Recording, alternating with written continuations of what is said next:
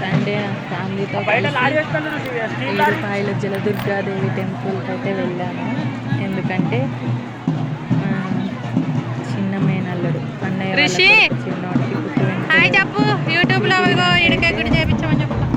వెళ్తే మమ్మల్ని కూడా తీసుకుని హాయ్ చెప్పు కంప్లీట్ చేసుకొని హాయ్ చెప్పు ఫ్రెష్ అప్ అయిపోయి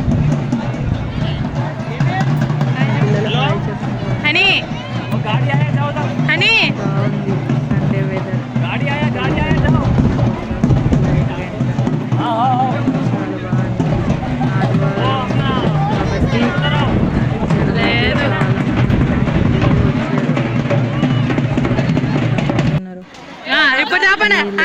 అన్నయ్య వదిన ఇంకా నేను పిల్లలు కొంతమంది వెళ్ళాము. వెళ్ళలేకపోయాము.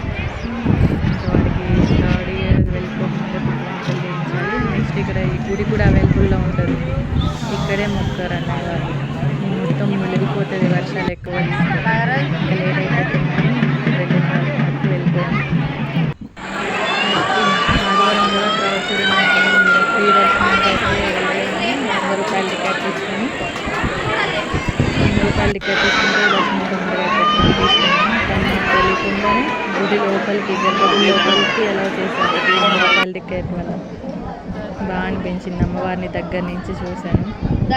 నెక్స్ట్ దర్శనం కంప్లీట్ అయిపోయి బయటకు వస్తే కోతులు చూడండి ఎలా ఉన్నాయో. వాటికి ఆకలి వేసుకోవడం దొరికినవి తీసుకొని తింటున్నాయి. మా పిల్లలకి కూడా చాలా ఆకలి వేస్తుంది. చాలా లేట్ అయిపోయింది. 3:30 అయిపోయింది మాకు దర్శనం అయ్యేసరికి.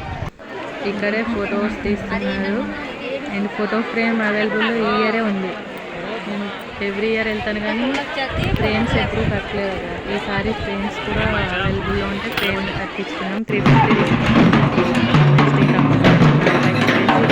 తీసుకున్నాం. వంట మేము అక్కడ చేపించుకున్నాం. ముందే చెప్తే వంట చేస్తారు. ఇంకా ఫుడ్ అయితే తీసుకొని గుడి బయటకు వచ్చేస్తే ఇక్కడ ఎవరికి నచ్చిన ప్లేస్లో వాళ్ళు కూర్చొని తినచ్చు. చెట్ల కింద కూర్చొని బాగుంటుంది.